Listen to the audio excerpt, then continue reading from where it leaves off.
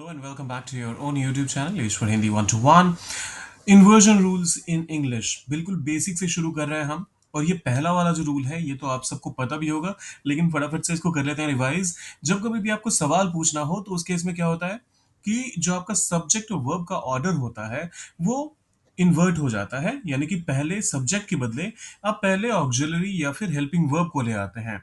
ये is M R हो सकता है, डू हो सकता है, डिड हो सकता है, या फिर हैव या फिर विल का भी इस्तेमाल होता है। मॉडल वर्ब होंगे तो वो भी ऑब्वियसली पहले आ जाएंगे। अब फटाफट से 6-7 स्टेटमेंट्स हैं, उनको कर देते हैं ट्रांसलेट। क्या वह स्कूल गया था? वह स्कूल गया था। ही, वह, गया, वेंट, कहाँ गया? School, to school. You went to school positive sense में। लेकिन यहां पर कहा जा रहा है क्या वह स्कूल गया था, तो इस केस में हम क्या करते हैं, पहले डिड लगा देते हैं और फिर जो आपका मेन वर्ब रहता है वो हमेशा प्रेजेंट प्लूरल में रहता है। आपका सब्जेक्ट कुछ भी रहे, फर्क नहीं पड़ता। So did he go to school, ये हो गया हमारा स्टेटमेंट, लेकिन इसके साथ साथ यहां पर एक क्वेश्चन मार्क लगाना जरूरी है। सो फाइनल स्टेटमेंट हमारा, मतलब फाइनल क्वेश्चन हमारा बना, did he go to school. तो ये देखिए, यहां पर हमने डिड को सब्जेक्ट से पहले लगा दिया। वैसे ही क्या तुमने अपना काम पूरा कर लिया? Did you finish? पूरा करने के लिए आप फिनिश का इस्तेमाल करते हैं।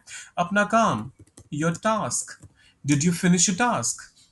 Did you finish your task? क्या वह आ रहा है? वह आ रहा है के लिए आप कहेंगे ही, वह आ रहा है, प्रेजेंट कंटिन्यूअस टेंस का सेंटेंस है, सो ही इज कमिंग। अब लेकिन कहा जा रहा है क्या वह आ रहा है, तो हम पहले इसको शुरुआत में ले आएंगे। यही तो हम रूल बता रहे हैं आपसे। यही तो, इसी रूल की तो चर्चा हो रही है यहाँ पर कि आप पहले वर्ब लाइए, पहले ऑक्सिलरी वर्ब लाइए और फिर उसके बाद आप मेन वर्ब लेकर आइए। सो इज ही कमिंग, क्या वे क्रिकेट खेलते हैं? यहां पर एक पैटर्न की बात हो रही है, तो हम कहेंगे do they play cricket? Do they play cricket? Do they play cricket? वे, दे खेलते हैं, प्ले क्रिकेट तो क्रिकेट ही है। और क्या शुरुआत में आ गया तो डू दे प्ले क्रिकेट। क्या तुम्हें मेरी बात समझ आई?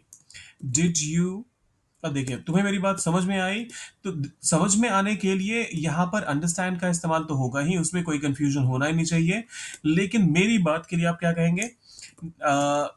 यू अंडरस्टूड, तुम्हें समझ आई मेरी बात। अब माई टॉक मत कहिएगा, वो गलत हो जाएगा।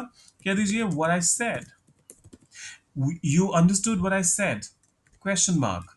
लेकिन यहां पर क्वेश्चन तो कहीं बना नहीं अभी तक, तो हम यहां पर कर देंगे did you understand? Did you understand what I said? Did you understand what I said? आसान है ना? क्या वो परीक्षा में पास हो गई? वह पास हो गई, शी पास्ड। परीक्षा में, इन द एग्जाम, या फिर इन द एग्जामिनेशन। लेकिन कहा जा रहा है क्या वह पास हो गई, तो फिर से हम यहां पर डिड का इस्तेमाल कर लेते हैं। Did she pass in the examination? अब देखिए, did she pass in the examination, ये सुन के थोड़ा सा अटपटा आपको लग सकता है। तो आप यहां पर did she pass the examination कह दीजिए, did she pass the examination, या फिर did she pass the exam. ठीक है, इन लगाने की यहां पर आवश्यकता नहीं है। क्या तुम कल ऑफिस जाओगे? फ्यूचर की बात हो रही है, तुम जाओगे, you will go office, to the office. कल की बात हो रही है, बीती कल की बात, बीते कल की बात नहीं है, भविष्य की बात है। सो TOMORROW, तुम कल ऑफिस जाओगे, you will go to the office tomorrow. लेकिन कहा जा रहा है क्या तुम कल जाओगे ऑफिस, तो विल को हम शुरुआत में ले आएंगे।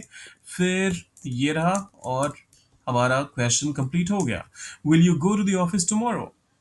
क्या वे यहाँ रहने वाले हैं? क्या वे यहाँ रहने वाले हैं? They are going to stay यहाँ, हियर। देखिए, ये बेशक प्रेजेंट का सेंटेंस है, प्रेजेंट में पूरा का पूरा सेंटेंस लिखा गया है, लेकिन ये जो थॉट दे रहा है, जो आइडिया इससे आ रहा है वो भविष्य का है। तो यहाँ पर विल दे स्टे हियर का इस्तेमाल ना करके हम कह रहे हैं they are going to stay here. So अब इसका क्वेश्चन बनाने के लिए हम आर को लगा देंगे शुरू में और कहेंगे are they going to stay here? Are they going to stay here? क्यों वह इतना चुप है, या फिर वह इतना चुप क्यों है? वह चुप है, ही इज क्वाइट। वह इतना चुप है, ही इज सो क्वाइट। वह इतना चुप क्यों है? के पहले हम कह देते हैं क्या वह इतना चुप है। Is he so is he so quite, question mark. इसका मतलब हो गया क्या वह इतना चुप है, और कहा जा रहा है क्यों वह इतना चुप है, तो हम कहेंगे why is he so quiet, why is he so quiet. Quiet मत पढ़िएगा इसे, क्वाइट एडवर्ब होता है, उसका मतलब वो एक अलग सेंस में इस्तेमाल होता है। चुप होने के लिए आप क्वाइट का इस्तेमाल करते हैं, क्वाइट। उसने क्यों नहीं बताया, इसका ट्रांसलेशन आप सोचिए, डालें कमेंट सेक्शन में, और जाने से पहले सब्सक्राइब, लाइक और शेयर कर दीजिएगा। और अगला रूल थोड़ी देर में इसी चैनल पर आ रहा है, तो उसके लिए बस चैनल पर बने रहिए, स्टे ट्यून्ड।